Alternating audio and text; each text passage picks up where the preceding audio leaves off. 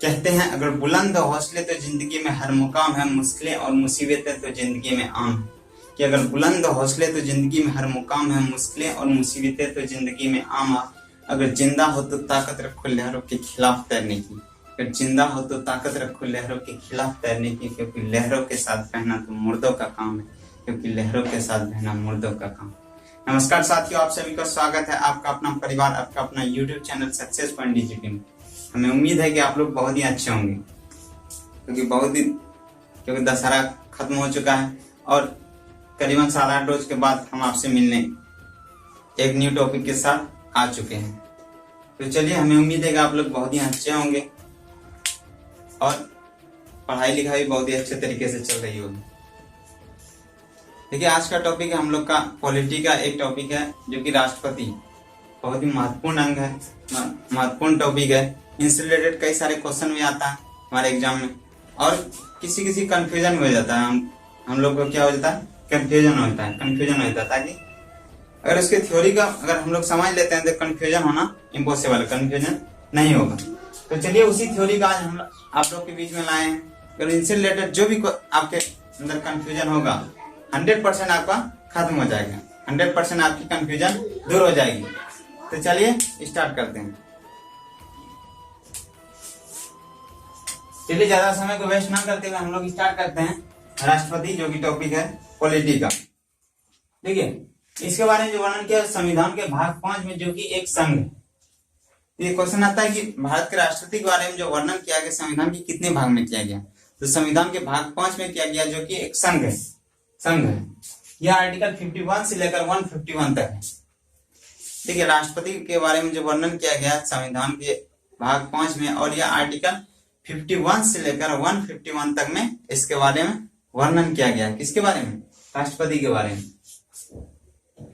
यह तो क्लियर हो गया होगा। इनसे रिलेटेड अगर आता है तो आप पहली बात ही अच्छे तरीके से सेल्फ कॉन्फिडेंस के साथ जवाब दे सकते हैं, है कि नहीं?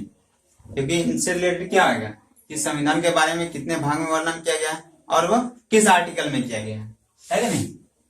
तो चलिए आगे बढ़ते हैं। यहां तक हो गया, आगे बढ़ते हैं। ठीक है, अब बात आता है कि क्वेश्चन ये बताता है कि भारत का एक राष्ट्रपति होगा, वह संविधान वह किस अनुच्छेद में वर्णन किया गया? कि भारत का एक राष्ट्रपति होगा, वह किस अनुच्छेद में बताया गया है? तो भारत का एक राष्ट्रपति का हुआ अनुच्छेद 52 में बताया गया, यानी कि अनुच्छेद 52 में बताया गया है कि भारत का एक राष्ट्रपति होगा। क्लियर हो गया? भारत का एक राष्ट्रपति होगा, अनुच्छेद आर्टिकल 52 में बताया गया है। क्लियर? चलिए देखिए, आगे बढ़ते हैं। देखिए, राष्ट्रपति जो होता है, राष्ट्रपति संघ की कार्यपालिका का प्रमुख होता है। ये राष्ट्रपति जो होता है, हमारा देश का जो राष्ट्रपति वह संघ की कार्यपालिका का प्रमुख होता है। कौन? राष्ट्रपति संघ की कार्यपालिका का प्रमुख होता है। अब बात आता है कार्यपालिका में क्या क्या आता है। तो कार्यपालिका में आता है उपराष्ट्रपति, राष्ट्रपति, प्रधानमंत्री और मंत्रिपरिषद। ये सभी किसमें आता है? कार्यपालिका में। राष्ट्रपति हो गया, उपराष्ट्रपति हो गया, प्रधानमंत्री हो गया और मंत्रिपरिषद, जो कि कार्यपालिका में आते हैं। और इन सभी कार्यपालिका का प्रमुख होता है राष्ट्रपति, है कि नहीं? यहाँ पर बताया गया कि राष्ट्रपति संघ की कार्यपालिका का प्रमुख होता है। और ये कार्यपालिका में जो आते हैं राष्ट्रपति, उपराष्ट्रपति, प्रधानमंत्री और मंत्रिपरिषद, मतलब और मिनिस्टर्स जो आते हैं वो कार्यपालिका के अंडर ही आते हैं। ये हो गया। चलिए जानते हैं राष्ट्रपति की योग्यता। क्या? राष्ट्रपति की योग्यता समझते। देखिए, किसी भी चीज में जो मान के चलिए एलिजिबल जो होता है, यानी कि योग्य जो होता है, योग्य उम्मीदवार। ये अगर कोई भी रेलवे एसएससी के लिए फॉर्म डालता है तो उसके लिए योग्य होता है ना, कोई इंटर मैट्रिक ग्रेजुएशन जो भी होता है नहीं? उसी प्रकार क्या होता है, राष्ट्रपति के लिए योग्य होना चाहिए, उम्मीदवार होना चाहिए। योग्य यानी कि योग्यता उसके पास होना चाहिए, जो कि उसको राष्ट्रपति बनने में मदद करेगा। देखिए, राष्ट्रपति का जो योग्यता होगा, योग्यता जो होती है वो पहली बात भारत का नागरिक होना चाहिए, और दूसरी उम्र 35 ईयर होनी चाहिए कम से कम। देखिए, भारत का नागरिक होना चाहिए और न्यूनतम उम्र 35 वर्ष होना चाहिए, और लोकसभा के सदस्य बनने योग्य होना चाहिए। देखिए, ये योग्यता है किनकी? राष्ट्रपति के बनने की। पहले भारत का नागरिक होना चाहिए, दूसरी बात उम्र 35 वर्ष होनी चाहिए, और वो लोकसभा के सदस्य बनने योग्य होना चाहिए। लोकसभा के सदस्य बनने योग्य होना चाहिए। कौन? जो राष्ट्रपति का उम्मीदवार। ये हो गया, ये तो राष्ट्रपति की योग्यता थी, है कि नहीं। चलिए आगे बढ़ते हैं। देखिए, राष्ट्रपति की जो सैलरी जो होता है वो कर मुक्त होता है, उसको किसी प्रकार का कर नहीं देना पड़ता, किसी प्रकार का उसको टैक्स नहीं पे करना पड़ता है। उसकी सैलरी जो भी आती है वो कर मुक्त होके आती है। क्लियर? यहाँ तक तो क्लियर हो गया हुआ, है कि नहीं। चलिए आगे बढ़ते हैं कि आप बात करते हैं राष्ट्रपति को आखिर चुनेगा कौन। मतलब चुनाव जो होता है राष्ट्रपति का, राष्ट्रपति कोई इसलिए कोई जाकर बैठ तो नहीं जाता है, तो उसका चुनाव होता है। जो उसका चुनाव में पार्टिसिपेट करता है, कैसे कैसे क्या होता है वही जानते हैं, है कि नहीं। तो राष्ट्रपति का चुनाव जो है, चलिए देखिए यहाँ पर है ना, राष्ट्रपति को कौन चुनेगा। राष्ट्रपति को कौन चुनेगा, ये इसके बारे में जो वर्णन किया गया आर्टिकल 54 में, ये वर्णन किया गया कि राष्ट्रपति को कौन चुनेगा। इसी के बारे में वर्णन किया गया किसमें? आर्टिकल 54 में। चलिए जानते हैं आगे कि राष्ट्रपति का आखिर कौन कौन चुनेगा। देखिए, इसके चुनने में जो होता है, जो भाग लेते हैं, देखिए पहला लोकसभा के निर्वाचित सदस्य होना चाहिए। लोकसभा के निर्वाचित सदस्य होते हैं इसके चुनाव में, और राज्यसभा के निर्वाचित सदस्य होते हैं इसके चुनाव में, और MLA of state, all state का 29 स्टेट का एमएलए होना चाहिए। और लोकसभा के निर्वाचित सदस्य होते हैं और राज्यसभा के निर्वाचित सदस्य होते हैं किसके? राष्ट्रपति के चुनाव में। और एमएलए देखिए 29 स्टेट का एमएलए होता है और 2 केंद्र शासित प्रदेश का एमएलए भी होते हैं। 2 केंद्र शासित प्रदेश के एमएलए भी होते हैं, जिसमें कि पहला एक दिल्ली का भी एमएलए होता है, दिल्ली केंद्र शासित प्रदेश है हम लोग का, और एक पुडुचेरी। इन दोनों केंद्र शासित प्रदेश के भी एमएलए होते हैं राष्ट्रपति के चुनाव में पड़े। देखिए इन सभी मिलकर राष्ट्रपति के चुनाव में भाग लेते हैं, ये सभी, है नहीं। पहला लोकसभा के निर्वाचित सदस्य होते हैं इसमें, और राज्यसभा के निर्वाचित सदस्य होते हैं, एमएलए ऑल स्टेट होते हैं, सभी स्टेट के एमएलए होते हैं, और 2 केंद्र शासित प्रदेश के भी एमएलए होते हैं, जिसमें कि दिल्ली और पुडुचेरी है। ये सभी मिलकर राष्ट्रपति के चुनाव में भाग लेते हैं, वोटिंग करते हैं। देखिए आप समझते हैं राष्ट्रपति के चुनाव की पद्धति, इसका जो पद्धति होता है राष्ट्रपति के चुनाव की कुछ अलग ही है। देखिए राष्ट्रपति के चुनाव की पद्धति जो होती है एकल संक्रमणीय वोट पद्धति होती है। एकल संक्रमणीय वोट पद्धति होती है किसकी? राष्ट्रपति के चुनाव की। देखिए यह single transferable voting system, single transferable voting system होती है इसके चुनाव की पद्धति। चलिए आगे जानते हैं।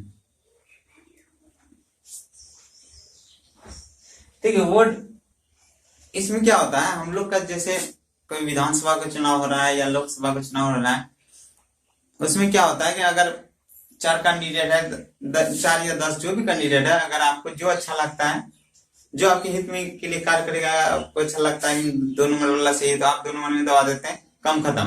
लेकिन इसमें क्या होता है, इसमें प्रायोरिटी के आधार पर वोट देना पड़ता है।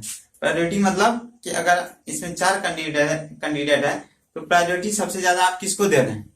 पहले वाले, दूसरे वाले, तीसरे वाले, मतलब जो आपके हित सबसे ज्यादा लग रहा है प्रायोरिटी नहीं इसको देना चाहिए, उसको आप प्रायोरिटी दीजिए। और दूसरा लग रहा है आपको कम तो दूसरे को कम दीजिए। इस तरह से आपको चारों को वोटिंग करना पड़ेगा। प्रायोरिटी किसके अंदर कितनी आपको लग रही है, प्रायोरिटी के आधार पर आपको वोट देना होगा। चाहे जितना भी कैंडिडेट है, 4 कैंडिडेट है या 3 कैंडिडेट है, सभी को आपको वोट करना पड़ेगा, जो कि वोटिंग करते हैं इसमें। तो इसमें प्रायोरिटी के आधार पर वोट दिया जाता है। लेकिन हम लोग में क्या होता है, हम लोग में होता है अगर आप कोई 10 कैंडिडेट है या 20 कैंडिडेट है, उसमें से अगर आपको मान लीजिए जो भी पार्टी का अच्छा लगता है, जो भी पार्टी का लगता है नहीं ये कम करेगा आगे चलकर, वो उसमें आप दबा देते हैं, बाकी खत्म हो जाता है। बाकी जो कैंडिडेट उसमें आपका कोई राय नहीं होता है। इसमें क्या होता है, इसमें आपको प्रायोरिटी के आधार पर हर एक कैंडिडेट को आपको वोटिंग करनी पड़ेगी।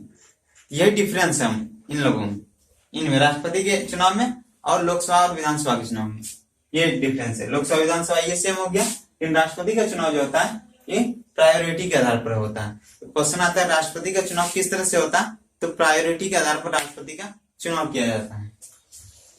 हो गया क्लियर? जैसे कि आप लोग समझ सकते हैं, मान के चलिए तीन ठो व्यक्ति है, ऐसा चुनाव लड़ रहा है। तीन ठो में से अगर आपको लग रहा है नहीं तीसरे वाले को प्रायोरिटी ज्यादा देनी चाहिए तो तीसरे वाले को आप ज्यादा देना है। उसके बाद आपको लग रहा है नहीं फर्स्ट वाले को उससे कम देनी चाहिए, फर्स्ट वाले को भी देना पड़ेगा। और सबसे कम आपको लग रहा है नहीं तीसरे नंबर को, आप तीसरे नंबर को ही देना पड़ेगा। मतलब तीनों को प्रायोरिटी देनी पड़ेगी, है कि नहीं? क्लियर हो गया? यही डिफरेंस है इसका वोटिंग सिस्टम में, क्योंकि एकल संक्रमणीय वोटिंग पद्धति होता है कि राष्ट्रपति की। ये तो हो गया जो कि राष्ट्रपति का चुनाव कैसे कैसे होता है, कौन कौन सदस्य इसमें वोटिंग करते हैं, कौन कौन होते हैं, ये सभी क्लियर हो गया। तो चलिए राष्ट्रपति बन गया, मतलब वोटिंग हो गया, प्रायोरिटी भी मिल गया और राष्ट्रपति का बन गया, मतलब नया बन गया। तो बात आता है कि उस राष्ट्रपति का शपथ कौन दिलाएगा, है कि नहीं? बात आता है शपथ। देखिए लोकसभा में मान के चलिए लोकसभा कोई जीत कर गया, लोकसभा का चुनाव, जैसे सांसद बनकर पहुंचा, तो इसमें क्या होता है, शपथ दिलाना देता है।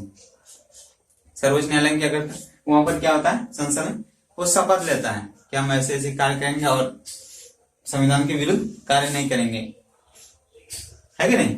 तो वो शपथ लेता है। उसी प्रकार क्या होता है, राष्ट्रपति को भी शपथ लेना पड़ता है। तो शपथ दिलवाता कौन है?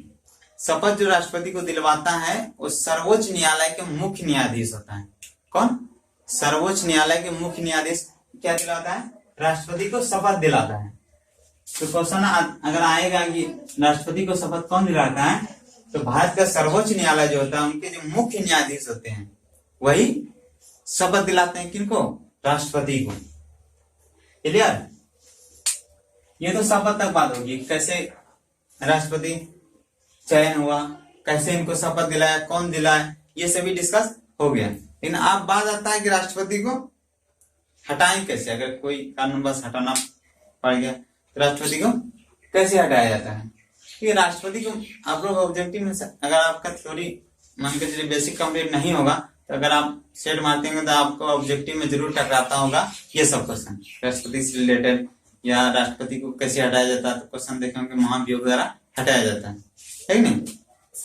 तो राष्ट्रपति को महाभियोग द्वारा हटाया जाता है। तो चलिए जानते हैं ये महाभियोग क्या क्या है और इसके बारे में जो वर्णन किया गया, आर्टिकल कितने में किया गया, ये सभी जानते हैं कि राष्ट्रपति को महाभियोग द्वारा हटाया जाता है। देखिए आप जानते हैं हटाने का इसका प्रोसेस, देखिए हटाने का प्रोसेस जो है राष्ट्रपति को महाभियोग द्वारा हटाया जाता है। जैसे कि हम आपको बताएं कि राष्ट्रपति को महाभियोग द्वारा हटाया जाता है। और इस महाभियोग के बारे में जो वर्णन किया गया है आर्टिकल 61 में किया गया। राष्ट्रपति को हटाने के बारे में जो वर्णन किया गया है, राष्ट्रपति को जो हटाया जाता है महाभियोग द्वारा, उसके बारे में जो वर्णन किया गया है आर्टिकल 61 में ये वर्णित किया गया है। क्लियर? जो कि भाग 5 के अंतर्गत आता है कि नहीं? तो क्वेश्चन अगर आए तो ये बन जाएगा आप लोग से कि आर्टिकल 61 में महाभियोग के बारे में बताया गया, यानी कि हटाने के, राष्ट्रपति को हटाने के प्रोसेस के बारे में आर्टिकल 61 में बताया गया है। चलिए जानते हैं महाभियोग की प्रक्रिया। आखिर राष्ट्रपति को अगर हटाएं तो महाभियोग की प्रक्रिया कहां से शुरू होगी, क्या होगी, नहीं होगी, ये सभी जानते हैं। देखिए महाभियोग की प्रक्रिया जो शुरू होगी वो कहां से होगी? संसद से होगी। जिसमें सांसद में आता है कि लोकसभा, राज्यसभा और राष्ट्रपति। देखिए सांसद से रिलेटेड हम ऑलरेडी 2 वीडियो शायद होगा, प्लेलिस्ट में जाइएगा तो आपको मिल जाएगा। सांसद में क्या होता है कि लोकसभा, राज्यसभा होते हैं और उसमें राष्ट्रपति के बारे में बताया गया। तो इनसे रिलेटेड आप वो तो अगर आप उस वीडियो को आप देख लेते तो इनसे रिलेटेड कंफ्यूजन आपका हट जाएगा। लोकसभा, राज्यसभा, इसमें क्या क्या सदस्य होते हैं, कौन कौन इसमें मेंबर होता है, ये सभी क्लियर उसमें किया गया है। तो उसको आप जरूर जाके एक बार देखिएगा ताकि आपका कंफ्यूजन ना हो। देखिए राष्ट्रपति को हटाने का प्रक्रिया, महाभियोग की प्रक्रिया जो होती है वो संसद से शुरू होती है। कहां से? संसद से। देखिए संसद के अंतर्गत कौन आता है? लोकसभा और राज्यसभा। अब लोकसभा और राज्यसभा, स्वाभाविक सा बात है कि ये महाभियोग की प्रक्रिया लोकसभा या राज्यसभा से ही शुरू होगी, है कि नहीं? देखिए राष्ट्रपति को हटाने की प्रक्रिया महाभियोग या तो लोकसभा और राज्यसभा दो में से कहीं से भी शुरू हो सकती है। चाहे लोकसभा से शुरू हो या राज्यसभा से, दो में से कहीं से भी।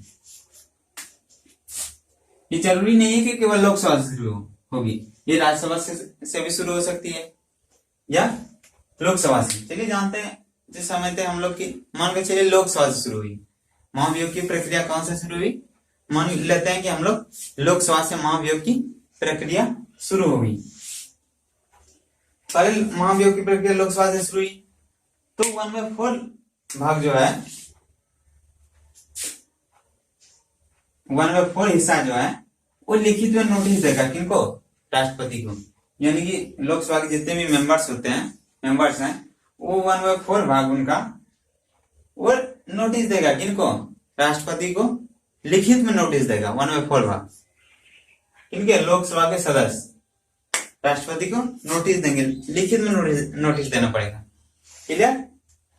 जब नोटिस दे देते हैं तो 14 दिन बाद क्या होगा उसके बारे में विचार किया जाएगा, मानी उसके बारे में सोचकर आगे बढ़ाया जाएगा उसको। 14 दिन बाद क्या होगा कि स्टेप 2 इसका लागू, इसका स्टेप 2 चलेगा।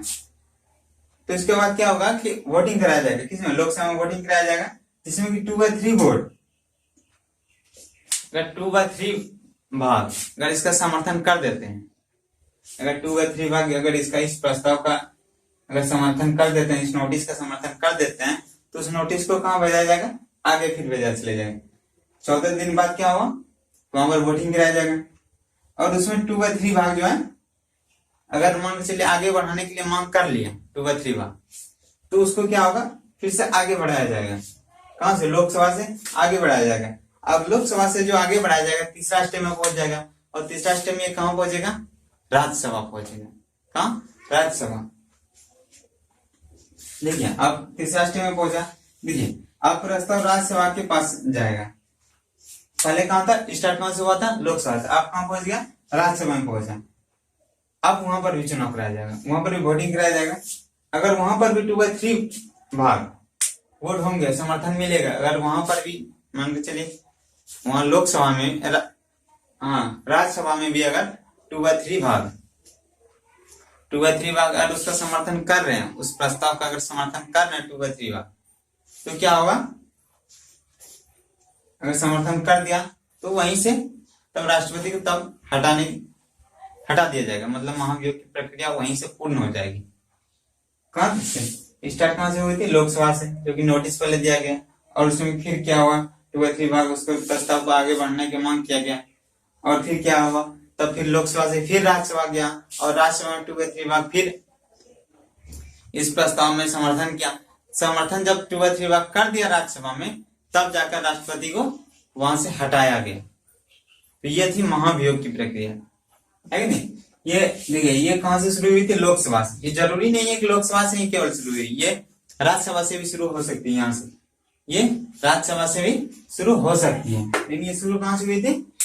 शुरू हुई थी लोकसभा से, और हम लोग लोकसभा से शुरू हुई, तब जाकर ये राज्यसभा में वोटिंग होने के बाद, समर्थन होने के बाद, तब जाकर राष्ट्रपति को हटाया गया महाभियोग के दौरान, है कि नहीं? ये राज्यसभा से भी शुरू हो सकती है। कंफ्यूजन ये बिल्कुल हटा लीजिएगा कि ये राज्यसभा से भी शुरू हो सकती है, जरूरी नहीं है केवल लोकसभा से ही शुरू हो, है कि नहीं? तो चलिए ये तो था राष्ट्रपति का टॉपिक था, जो कि इतना तक आज चल पाया। बाकी इसका अगले पार्ट में फिर चलेगा। ये कोई छोटा सा टॉपिक नहीं है। अगर आपको लगता है नहीं रिलेटिव मीन से रिलेटेड क्वेश्चन आता है और वो बन सकता है, तो प्लीज आप सब्सक्राइब जरूर कीजिए। अगर आप नए हैं इस चैनल पर तो दोस्तों के साथ भी शेयर कीजिएगा, ताकि हम लोग का टीम जो है जल्द से जल्द ग्रो कर सके, है कि नहीं? तो चलिए ज्यादा समय को वेस्ट ना करते हुए आज आप लोग से विदा लेंगे। बाकी फिर मिलते हैं आप लोग से अगले इसके पार्ट में, क्योंकि ये खत्म नहीं हुआ टॉपिक। इनसे रिलेटेड जो भी क्वेश्चन आएगा, जो भी कंफ्यूजन आएगा, हम आपसे डिस्कस करेंगे। बाकी अभी के लिए थैंक यू सो मच। फिर मिलते हैं अगले पार्ट में नई ऊर्जा, नई सोच के साथ। बाकी अभी के लिए जय Hind. Thank you so much all.